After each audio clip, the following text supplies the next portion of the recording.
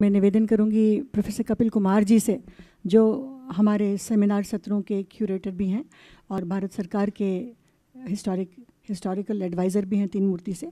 आप आज के जो हमारा सेमिनार सत्र हैं और ये जो थीम है हमारा, उस पर आप अपनी बात कहें और प्रकाश डालें। मल्होत्रा जी, कर जी, दीदी और सौके, पहले तो मैं स्पष्ट कर दूं, मैं भारत सरकार का सलाहकार नहीं हूं। मैं सिर्फ 4 म्यूजियम्स जो मैंने बनाए थे उनके लिए मेरे को चीफ हिस्टोरियन का जॉब था।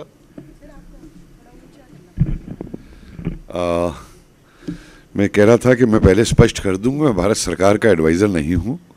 मैंने 4 म्यूजियम्स एज चीफ हिस्टोरियन बनाए थे, 6 बना चुका हूं अब तक, और एज ए सीनियर फेलो हूं। रिटायरमेंट के बाद इग्नू से नेताजी के ऊपर काम कर रहा हूं इस समय प्रोजेक्ट के अंदर। और जहाँ भी हो सकता है अपने इंडिपेंडेंट तरीके से जो भी इतिहास को हम सामने ला सकते हैं। मैं कभी भी रीराइटिंग ऑफ हिस्ट्री की बात नहीं करता। मैं कभी ये नहीं कहता कि नया इतिहास आना चाहिए। मैं सिर्फ इतना कहता हूँ कि जो इतिहास के फैक्ट्स दबाए गए हैं उन फैक्ट्स को आप स्कॉलर्स के सामने, रिसर्चर्स के सामने रख दीजिए, तो इतिहास अपने आप बदल जाएगा। क्योंकि इतिहास को तोड़ा जा सकता है, मरोड़ा जा सकता है, दबाया जा सकता है, गलत इंटरप्रेट किया जा सकता है, लेकिन जो ऐतिहासिक तथ्य हैं वो उनको मारा नहीं जा सकता कभी भी, और कभी ना कभी वो खुल करके सामने आते हैं। और आज एक ऐसा समय है जबकि इतिहास बोल रहा है और बहुत ज़ोर शोर के साथ में बोल रहा है। विषय पंजाब पे क्रांतिकारी जो चुना था उसके कुछ कारण थे। मैं जब जलियांवाला बाग वाला म्यूज़ियम बना रहा था तो आपने देखा होगा एक बीच में वो फुवारा बनाया है उन्होंने, उस पर ग्रेनाइट लगाया है। तो ये हुआ कि इस फुवारे के ऊपर कोई उस ज़माने की वो कोई कविता या कोई 2 लाइन या वो लिख करके लगा दी जाए। सौकेब भाई ने निकाली भी थी कुछ, तो मैंने कहा नहीं, कुछ तुकबंदी कर लेते हैं। मैं कहा मैं इस पे यहाँ अपने बना के लाइन लगाऊंगा। तो खैर उन्होंने उसमें सिर्फ एक परिवर्तन ये किया कि उसे बैसाखी का दिन कर दिया। मैंने सिर्फ इतना लिखा था उस पर कि वो जो बहा था खून इस दिन, वो जो बहा था खून इस दिन, वो ना सिख था ना हिंदू था ना वो था मुसलमान, वो जो बहा था खून उस दिन वो था खून हिंदुस्तान। और बार बार मेरी हाथ जोड़ करके हमारे राजनीतिज्ञों से एक प्रार्थना ये रही है कि जिसने भी जो योगदान दिया है आज़ादी की लड़ाई में, कृपया करके उनको ना तो आइडियोलॉजीज़ में बांटो, ना उन्हें पॉलिटिकल पार्टीज में बांटो। उनका सबका एम एक था, और वो एम था भारत को आज़ाद कराना। अपना लड़ते रहिए, मरते रहिए, जो मर्जी करना है आप करिए, लेकिन उनको बांट करके जो आप कर रहे हैं, तो मुझे एक याद आ जाती है, एक हनुमान साहे थे क्रांतिकारी, गदर पार्टी के ही थे, दिल्ली के अंदर, अंडमान भी गए, नेताजी की भी साथ रहे। तो 15 अगस्त 1947 के दिन के बाद से चांदनी चौक में जो उनकी हवेली थी, उन्होंने उससे निकल के आना बंद कर दिया, घर से बाहर नहीं निकलते थे। और जब 15 अगस्त आती थी तो लाल किले तक चल के जाते थे और फिर घर में आके बंद हो जाते थे। तो किसी ने पूछा कि आप साल भर तो नहीं निकलते हैं, ये 15 अगस्त वाले दिन ही बाहर क्यों जाते हैं और भाषण सुन के चले आते हैं? तो उन्होंने एक जवाब दिया था कि जिन लोगों ने क्रांतिकारियों के पीठ में छुरा भोग करके सत्ता हासिल की थी, अब मैं लाल किले उनको सुनने जाता हूं कि वो आज फिर जनता का बेवकूफ कैसे बना रहे हैं। कि उनके शब्द थे, मेरे नहीं थे। दूसरा, ठीक है, हर किसी का योगदान है। गांधी जी का भी बहुत बड़ा योगदान है कांग्रेस को मास मूवमेंट में बदलने में, एक मूवमेंट चलाने में। लेकिन इस देश में एक गाना बना दिया गया कि दे दी हमें आज़ादी बिना तीर बिना खड़क बिना ढाल। मैं इस गाने को अपने स्वतंत्रता सेनानियों का एक बहुत बड़ा अपमान समझता हूं, क्योंकि हमको आज़ादी किसी ने दी नहीं, हमने आज़ादी ली है। हमने उस आज़ादी के लिए अपनी कुर्बानियां दी हैं लोगों ने, और जान दी है अपनी। और 57 से लेकर के और 1947 तक जिन लोगों ने जो कुर्बानियां दी, वो कुर्बानियां उन्होंने देश की आज़ादी के लिए दी थी, देश को आज़ाद कराने के लिए दी थी, ना कि भारत को एक डोमिनियन स्टेटस बनाने के लिए। मैं बहुत रिस्पॉन्सिबिलिटी से इन शब्दों को कह रहा हूं कि 15 अगस्त के दिन जो हमको कहा जाता है कि आज़ादी मिली, 15 अगस्त के दिन हमको आज़ादी नहीं मिली थी। दो डोमिनियन क्रिएट हुए थे, India, dominion of India and dominion of Pakistan. और जिस व्यक्ति को हमारा पहला गवर्नर जनरल बनाया गया था, उसने किंग के नाम पे शपथ ली थी। उसकी वाइस रीगल लॉज के ऊपर यूनियन जैक नीचे नहीं आया था उस दिन, और लिखा है उसने खुद, माउंटबेटन में वो लिखता है कि ओरिजिनल प्रोग्राम के अंदर यह तय था कि यूनियन जैक नीचे आएगा।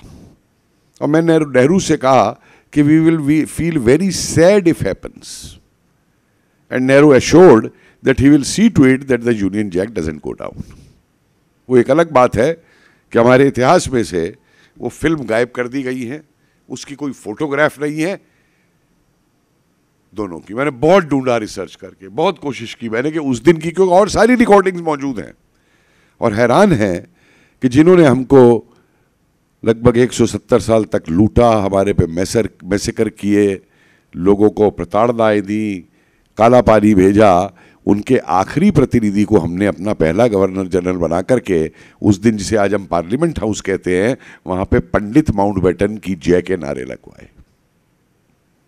तो कुछ चीजें इस परिप्रेक्ष्य में भी हमको देखनी होंगी। पंजाब इसलिए लिया खास तौर से कि जो क्रांतिकारी आंदोलन की परंपरा है भारत के अंदर, वो 3 जगहों से उभरी। महाराष्ट्र से फाटके ब्रदर्स, और बंगाल में अनुशीलन युगांतर, और पंजाब अपना, चाहे वो अजीत सिंह जी से शुरू करें आप, चाहे उससे पहले से करें, या फिर आप गदर लाए, उसके बाद के क्रांतिकारी HSRA ले जाएं, या नौजवान भारत सभा ले जाएं। मैं देख रहा था वो आज एक फिल्मी गाना बन गया है, अब तो फिल्मी गाना है वो, काला शाह मेरा काला ए सरदार गोरियानो दफा करो। ये फिल्मी गाना बन गया। लेकिन नौजवान भारत सभा का ये उस समय का बनाया गाना था जो पंजाब के अंदर किसी भी गैदरिंग के ऊपर, चाहे वो मुंडन हो, चाहे वो मंगनी हो, चाहे वो शादी हो, ढोलकी पे पहले ये 4 लाइनें गाई जाती थी, रेवोल्यूशनरीज का मैसेज देने के लिए। और किस तरीके की चेतना यहां पे आई है जो पूरे हिंदुस्तान को जिसने जगा के रखा। और उसकी वजह यह है कि जो 1857 से शुरू हुआ, आज उसकी भी बहुत भ्रांतियां दूर हो गई। मैंने म्यूजियम बनाते हुए जब रिसर्च की तो अक्सर 1857 पे हर किताब में लिख दिया जाता है कि पंजाब ने अंग्रेजों का साथ दिया। और उस समय का पंजाब बहुत बड़ा पंजाब है, वो खाली आज का पंजाब नहीं है, उसको हरियाणा, हिमाचल, सारे को पंजाब लेकर के जो हम कह रहे हैं, पेप्सू स्टेट्स और वो सब जो भी है। तो बड़ी हैरानी होती है क्योंकि अंग्रेजों का साथ जो दिया, वो दिया कपूरथला ने, वो दिया पटियाला ने, वो दिया नाभा ने, वो दिया जिंद ने या पटौदी ने। बनारस के अंदर जो पहली गोली 10 जून को दागी गई अंग्रेजों के खिलाफ, वो गोली दागने वाले ईस्ट इंडिया कंपनी के सिख सिपाही थे। दिल्ली के अंदर फरमान मिला है, फरमान क्या, वो दिल्ली में जो अंग्रेजों का जासूस है उसकी रिपोर्ट है, जिसमें वो लिख रहा है कि जो सिख दिल्ली में लड़ रहे हैं अंग्रेजों के आपके खिलाफ, उन्होंने बहादुर शाह जफर को एक अर्जी दी है कि हम अलग अलग यूनिट पे मौजूद हैं, इसलिए हम अपनी बहादुरी दिखा नहीं पा रहे, हमारी एक यूनिट बना दो, फिर हम अंग्रेजों के छक्के छोड़ा देंगे। और आम जनता तो ये जो नैरेटिव्स कई बार हिस्ट्री में बनाए जाते हैं, चाहे वो डिवाइड एंड रूल के लिए हों, चाहे रूल एंड डिवाइड के लिए हों, एक हिस्टोरियन के नाते उन नैरेटिव से आगे बढ़ करके हमको देखना होता है। एक और, जब गदर पार्टी, तो खैर हरीश जी काफी आपको बोलेंगे, मैं उस एरिया में अंदर नहीं जाना चाहता या कुछ सौकिब बोलेंगे, लेकिन गदर पार्टी ने 1857 की जो परंपरा शुरू हुई थी कि अंग्रेजी के अंदर जो हमारे सिपाही मौजूद हैं उन्हीं से विद्रोह करके उन्हीं के साथ मिलकर अंग्रेजों का विरोध करो और उन्हें देश से बाहर निकालो, उस परंपरा को गदर क्रांतिकारियों ने दोबारा जीवित किया। लाहौर कॉन्स्पिरेसी केस जो है नंबर 1, जिसमें फिर रासबिहारी बोस और सब लोग, और पता नहीं कितने लोगों को उसमें फांसियां दी गई और कितनों को शूट कर दिया गया, उनके मुकदमे तक नहीं चलाए गए। वो एक बहुत बड़ा फैक्टर है उसके अंदर कि जब पंजाब के सारे कैंटोनमेंट से दोबारा क्रांति कराने की बात हुई, किसी किताब में हमारी नहीं लिखा जाता कि सिंगापुर के अंदर लगभग 4 दिन तक सिंगापुर को जो है हमारे हिंदुस्तानी सिपाहियों ने वहाँ विद्रोह करके अपने कब्जे में ले लिया था 2015 के अंदर, और बाद में वहाँ पे उनको दीवार से खड़ा करके गोली से उड़ा दिया गया और कितनों को बाहर निकाल दिया गया। ये सब नहीं आता है। और उसी परंपरा को, उसी से जीवित हुई आज़ाद हिंद फौज। वो मैं आगे जब आफ्टरनून में अपना बोलूँगा तो मैं बताऊँगा कि कैसे ये सारा लिंक है पूरा रेवोल्यूशनरीज़ का। ये नहीं है, और दिक्कत क्या है कि रेवोल्यूशनरीज़ अपने लिखित रिकॉर्ड नहीं छोड़ के जाते, उसमें आपको स्ट्रिंग्स को जोड़ना पड़ता है कि इधर से कहीं कुछ मिल रहा है, इधर से कहीं कुछ मिल रहा है, और जब आप उसको पूरा जोड़ करके देखते हैं तो एक पूरा परिप्रेक्ष्य आपके सामने निकल करके आ जाता है। अंग्रेज भारत से गए, सन 76 के अंदर ट्रांसफर ऑफ पावर्स के वॉल्यूम्स पब्लिश हो गए थे, लेकिन हमारे इतिहासकारों ने पढ़ा भी तो उन डॉक्यूमेंट्स को सिवाय प्रोफेसर सुमित सरकार को छोड़ करके और किसी ने यूज नहीं किया। ऑखिनले कमांडर इन चीफ उस समय लिखते हैं, an 1857 type situation has emerged. If we have to stay in India, we have to reconquer India. For that, I will need 1 lakh European soldiers. जिसके बेस पे वेवल चिट्ठी लिखते हैं 31 दिसंबर 1945 को, we must compromise and reach an agreement.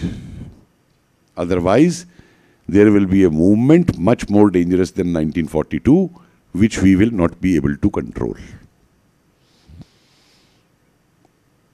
मुझको कहीं पे भी कोई एक डॉक्यूमेंट ये नहीं मिला जिसमें उन्होंने कहा हो कि हम जो है वो कांग्रेस का जो अहिंसावादी आंदोलन है, और याद रखिएगा 42 को कांग्रेस ने 42 के सारे इवेंट्स को डिसोन कर दिया था, कंडेम भी किया था कि हम भूख हड़ताल से या धरने से या देश को छोड़ करके चले गए हों, क्योंकि 45-47 का एक ऐसा पीरियड था जिस पे ऑकिनले ये तक लिख रहा है कि every officer worth his salt in our army, every Indian officer worth his salt in our army is a nationalist today. सब सपोर्ट कर रहे थे आज़ादी को, और अंग्रेज जिनके थ्रू इस देश में रूल कर रहे थे, आईएनए के ट्रायल्स ने उनको एक चीज दिखा दी थी कि जो लिबरल्स थे, तेज बहादुर सप्रू जैसे लोग, जो एक्स जज थे, जो एक्स आईसीएस थे, वो तमाम खड़े हो गए थे आईएनए के डिफेंस के अंदर। और अंग्रेज हैरान थे कि हमारे जो लॉयल पिट्टू जो हैं, जजेस तक, ये इस राष्ट्रवाद के डिफेंस के लिए कैसे खड़े हो गए। और जो राष्ट्रवाद की वेव उस समय चली है देश के अंदर, पेशावर से लेकर के और मणिपुर तक और नीचे केरला तक, उस तरीके का जोश इस देश के अंदर, जब वो स्लोगन लगता है कि लाल किले से आई आवाज साइकिल डिल्लो शाहनवाज, वैसा हमने नहीं देखा कभी। और शायद किसी इतिहास की किताब में तो ये लिखा भी नहीं गया कि जो आखिरी नरसंहार अंग्रेजों ने जाते जाते किया है, वो नरसंहार जलियांवाला बाग के नरसंहार से भी कहीं बड़ा था। नीलगंज कलकत्ता से 20 मील दूर एक रात के अंदर 1760 आजाद हिंद फौज के अफसरों और सैनिकों को जो है गोली से उड़ा दिया था अंग्रेजों ने। उनकी आवाज़ें आती रही, गोलियां चलती रही, गांव वाले बाहर इकट्ठे हो गए, गांव वालों को कह दिया गया ये तो हम डकैत पकड़ के लाए थे, भागने की कोशिश कर रहे थे, इनको मार रहे हैं। और सुबेरे उनकी लाशें या दबा दी गई या फेंक दी गई नदी के अंदर, और हमारे प्रधानमंत्री साहब ने वहां पे जूट म्यूजियम बनवा दिया। उससे बड़ा नरसंहार नहीं हुआ इस देश के अंदर। बहुत सी और बातें हैं, एक छोटा उदाहरण देकर के मैं खत्म करना चाहूंगा लास्ट में। एक भ्रांति फैला दी गई कि रानी झांसी रेजिमेंट तो कभी लड़ी नहीं थी, और यही नहीं जो अंग्रेजों का प्रचार था, शर्म आती है उसको बोलते हुए भी, कि दुनिया के अंदर पहली बार एक मॉडर्न आर्मी बन रही है स्त्रियों की, और अंग्रेज कहते हैं ये तो एंटरटेनमेंट के लिए बनाई गई है सोल्जर्स की। आईएनए का नाम नहीं लेते, बोलते हैं GIF, Japanese Indian fighting force. और वो सारे डॉक्यूमेंट्स इंटेलिजेंस में निकल करके आ गए आईबी के कि क्यों ये नाम यूज किए गए, क्यों ये रखा गया कि हिंदुस्तान में पता ही नहीं चलना चाहिए कि ये आज़ाद हिंद सरकार बन गई है या आज़ाद हिंद फौज आ रही है, नहीं हिंदुस्तान उठ के खड़ा हो जाएगा। और यहां तक ये प्रचार हुआ कि नेहरू जी कहते हैं कि अगर बोस जापानियों को लेकर के आता है तो मैं तलवार लेकर के उससे लड़ने जाऊंगा। और जबकि बोस का जापानियों से पहला एग्रीमेंट हुआ कि जिस इलाके को आजाद कराया जाएगा अंग्रेजों से, वहां पे जापानी झंडा नहीं लगेगा, सिर्फ तिरंगा फैलेगा।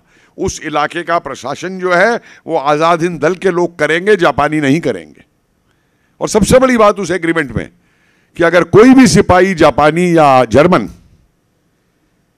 किसी स्त्री से दुर्व्यवहार करता है तो उसको तुरंत गोली मार दी जाएगी।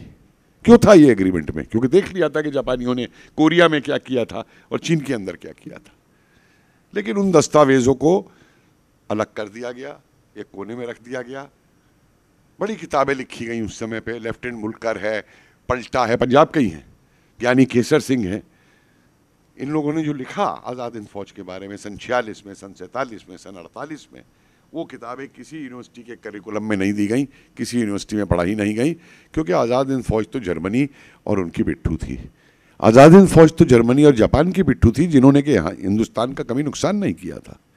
आप क्या कर रहे थे?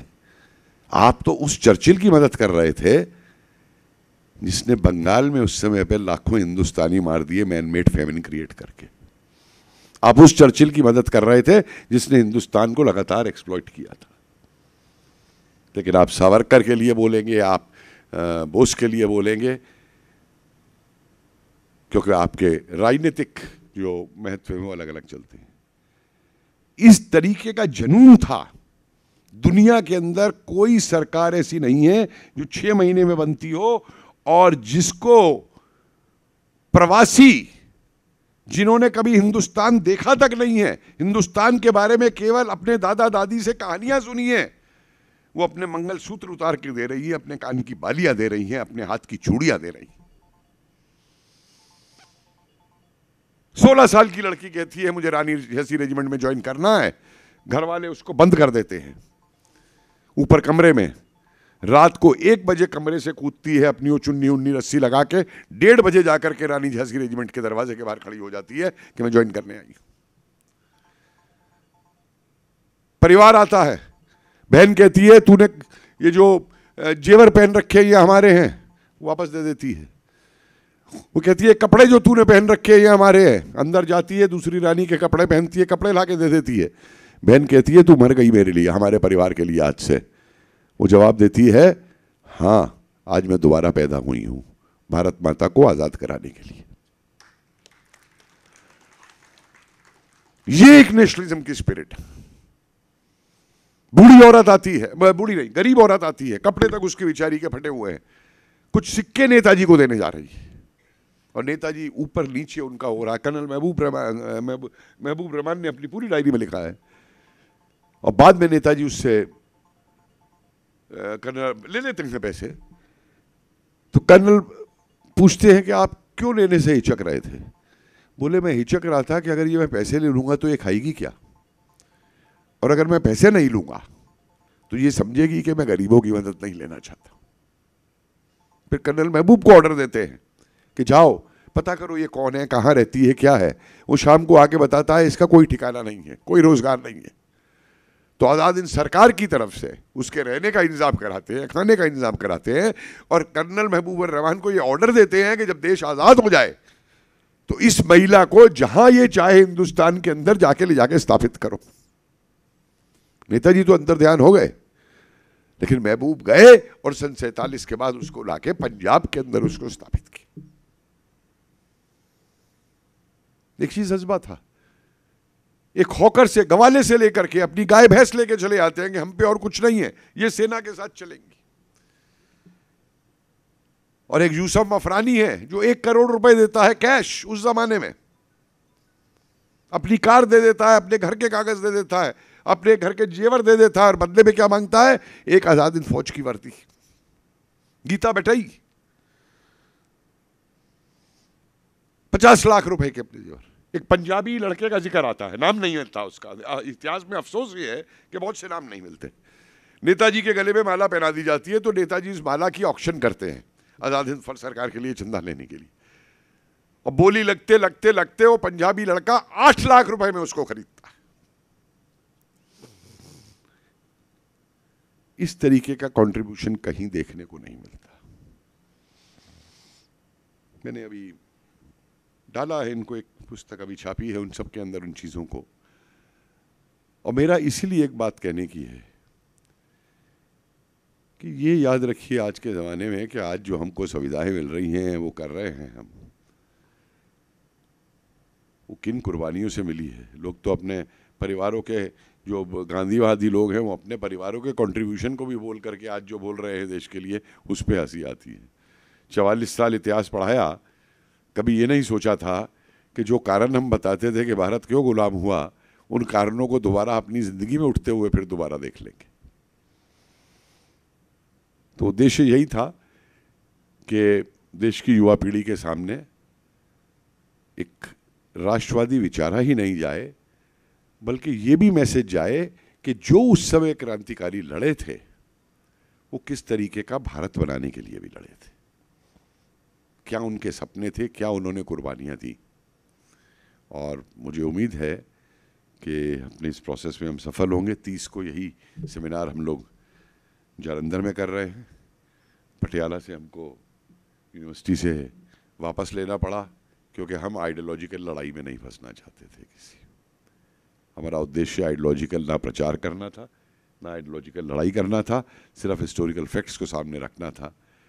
तो इसलिए वहाँ से लिया। लेकिन आपका बहुत बहुत धन्यवाद कि आपने यहाँ पे दीदी इतना आयोजन दिया। आप सबका बहुत बहुत धन्यवाद। और मुझे उम्मीद है कि एक अच्छा राष्ट्रवाद का मैसेज, एक कैसा भारत बनाना है, कैसे आगे जाना है, उसको लेकर के आप सब आगे बढ़ेंगे। धन्यवाद।